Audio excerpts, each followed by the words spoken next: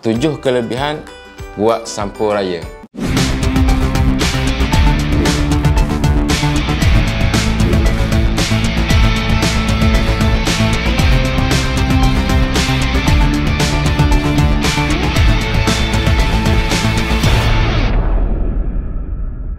Okay guys, ketemu kembali kita di channel Menteri Painting bersama saya Naim Tani.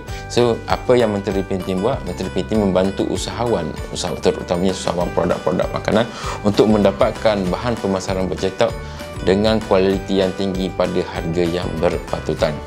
So, dalam channel ni aku berkongsi tentang tips bisnes, tips marketing dan juga inspirasi untuk orang-orang bisnes seperti anda. Okay guys, hari ni aku nak share 7 kelebihan kalau korang buat sampul raya. Okay, yang pertama ialah berkenaan tentang branding. Okay, sampul raya ni kebiasaannya dia akan gunakan setahun sekali. Kebiasaannya, contoh kalau dalam umat Islam, raya puasa. Kalau kaum Cina, pada hari raya Cina. Okay, kebiasaannya ampau lah. Dia panggil ampau warna merah ni. Okay, baik. So, apa kelebihan tu? Kelebihan pertama yang macam aku sebut tadi adalah tentang branding. Sebab apa branding? Sebab biasanya sampul raya kita akan buat pada kuantiti yang sangat banyak. Contohnya 500 pieces, 1000 pieces.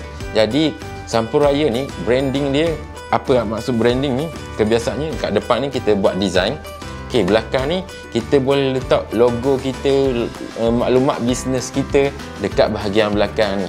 Jadi kalau kita buat contohnya 1000 pieces, jadi 1000 orang yang pegang dan orang yang tengok kita punya company, brand kita ni.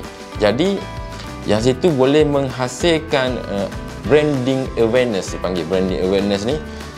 Lebih-lebih lagi dalam ni kita letak duit pula banyak-banyak.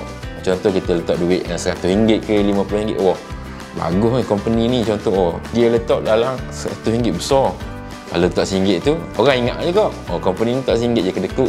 Contohlah, bukan nak kata kedekut, tapi yang pertama ialah menaikkan image branding. Daripada kita tak buat apa, tapi sebab hari raya kan hari yang teruja, jumpa sanak saudara, jumpa family apa semua, merapatkan silaturahim. Sebab sampul duit ni sampul duit raya, untuk raya boleh letak untuk meningkatkan branding. Jadi awareness orang lain lebih tinggi berbanding orang yang tak buat pada hari raya pun. Marketing pun still berjalan. Tu yang pertama untuk dari segi branding. Okey, yang kedua adalah kelebihan buat sampul raya ni, kos dia murah. Maksud kos murah ni, per pieces dia sangat murah. Tak sampai pun RM1 satu pieces ni untuk ni. Kilang mari dalam keadaan bak printing yang sekali yang banyak. Jadi murah. Dia murah ni berbanding dengan contoh kalau kita nak buat banner ke, nak buat banting ke, satu pieces ni dah mungkin beringgit-ringgit, belah-belah ringgit atau puluh-puluh ringgit. Tapi yang ni tak sampai RM1 pun boleh sampai ke orang yang kita nak bagi.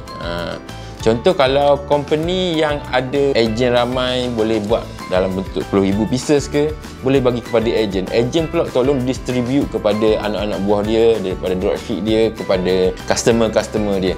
Okey, tu yang kedua. Sebab kos dia bermurah berbanding barang-barang lain ataupun marketing kita bahan mencetak yang lain untuk satu pieces ni. Okey, tu yang kedua. Okey, yang ketiga adalah contohlah kita bagi kepada ejen kita, orang teruja nak bagi kepada orang lain pula. Maksudnya teruja nak share sampul raya yang cantik. Kalau kita buat sampul cantik, design contoh kalau ada pula dia ni hot stamping warna gold ni, lepas tu ada pula logo kita yang cantik kat belakang tu, jadi orang teruja share. Kalau design tu cantik macamnya, orang teruja nak share ni, orang kalau boleh ada kadang-kadang tu kalau design yang rare tu orang simpan, ada makna dengan dia. Contoh kadang-kadang ada orang buat design berkenaan negeri, kita boleh buat. Contoh konsep ni katalah Terengganu, kita buat konsep negeri, tapi kat belakang kita letaklah logo kita. Jangan dah letak, rugi lah kalau kita buat kosong, tadi orang tak tahu. Jadi orang teruja nak share ni, kalau hari raya, kanak-kanak ke orang dewasa pun teruja nak terima duit ni. Jadi teruja dia akan buka, dia buka ke belakang nampak lah branding kita. Jadi orang kedua ni teruja nak share, walaupun sekali pandang dia akan tertengok, dia baca, ni brand ni pernah tengok. Jadi walaupun hari raya, marketing kita tak berhenti. Itu yang ketiga. Okey, yang keempat, sampul raya ni sebenarnya bukan kegunaan untuk sampul raya ni. Maksudnya sampul raya ni dia banyak fungsi. Walaupun katalah kita buat sampul raya untuk kegunaan raya, tapi ada lebih lagi. Contohnya kita buat 5,000, 1,000, ada lebih 230 pieces. Jadi untuk ni kita boleh bagi selain hari raya. Fungsi dia contohnya pada hari kematian kita nak bagi, kita nak melawat member-member ke, ada keluarga kematian dia, kita letak sampul duit sini kat sini. Sambil-sambil tu bukan kita tujuan nak buat marketing semata-mata itu, tapi dah ada logo kita kat belakang ni ataupun kat depan ni, kita boleh bagi tu tanda peringatan kepada kawan-kawan kita yang dalam kesusahan tu, kita bagi ada tanda peringatan company kita, bukannya semata-mata untuk buat tu, tapi dah ada tu kita guna je lah. Okay. Contoh juga kita nak bagi kepada orang kenamaan, contohnya nak bagi bukan duit lah, mungkin benda lain, kita nak letak kad ke apa ke, nampak sapu raya, dah semestinya kita kena buat ada tulisan selamat hari raya. Contohnya kita buat tulisan tak ada selamat hari raya, kita just letak logo kita saja. Maksudnya dia bergantung kepada design. Event-event yang lain yang perlukan, contoh kita ada jemputan khas ustaz mari ke company kita ke, jemputan VVIP ke apa ke, kita nak sampaikan apa yang benda-benda maklumat penting, kita pun boleh letak dalam sampul sebagai bahan marketing. Walaupun dia kecil tapi dia sangat berguna, walaupun dia murah dia sangat berguna. Itu yang keempat. Okey, yang kelima, sampul raya ni dia ada trend dia. Maksud trend ni adalah dia kebiasaannya setahun sekali je printing ataupun kilang-kilang printing buka order. Dia buka sepanjang tahun tapi ada demand pada ketika tu, contohnya pada musim perayaan. Jadi kalau anda tak buat, dia akan rugilah sebab kegunaan dia biasanya setahun sekali. Contoh bagi orang Islam, raya ni raya puasa ataupun raya Aidilfitri. Masa itulah ramai kita nak distribute ni sampul raya ni, bahan marketing bercetak ni melalui menggunakan media sampul raya. Jadi dia hanya setahun sekali, dia akan tak buat. Kita pun ada allocation untuk promosi bahan bercetak. So korang boleh masukkan satu benda iaitu sampul raya ni dalam korang punya bajet bahan promosi bercetak. Okey, tu yang ke-5. Okey, yang ke-6, kita boleh buat sebagai free gift. Contoh free gift ni, nak raya, nak puasa ni, kita buat free gift. Orang beli baju raya, contoh baju raya, dapat percuma 5 pieces sampul raya. Kalau percuma 5 pieces, contohlah kos dia RM3, contoh RM3. Customer beli baju raya dalam RM200, RM200.5.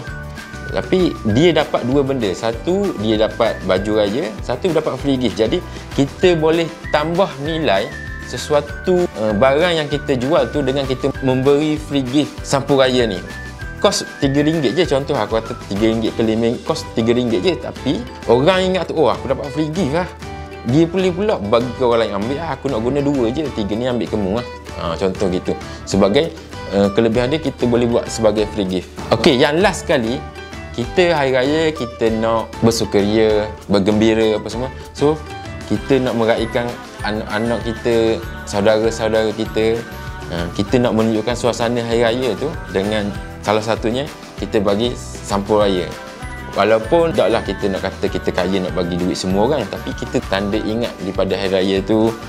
Jadi apabila kita bagi kepada anak-anak buah kita tu, dia gembira. Dia kata, dia tolong doakan kita pula.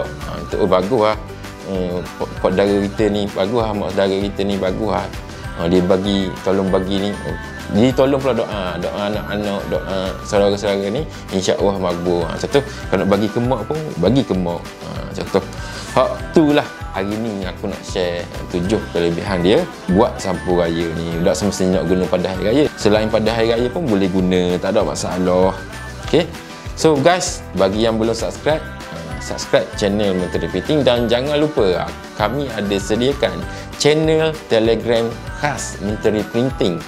Join di link kat bawah tu, tekan link kat situ. So kat dalam grup tu kami ada banyak share tentang tips juga dan juga inspirasi untuk anda usahawan-usahawan di luar sana. Jangan lupa kita bertemu di next video. Jumpa lagi. Assalamualaikum.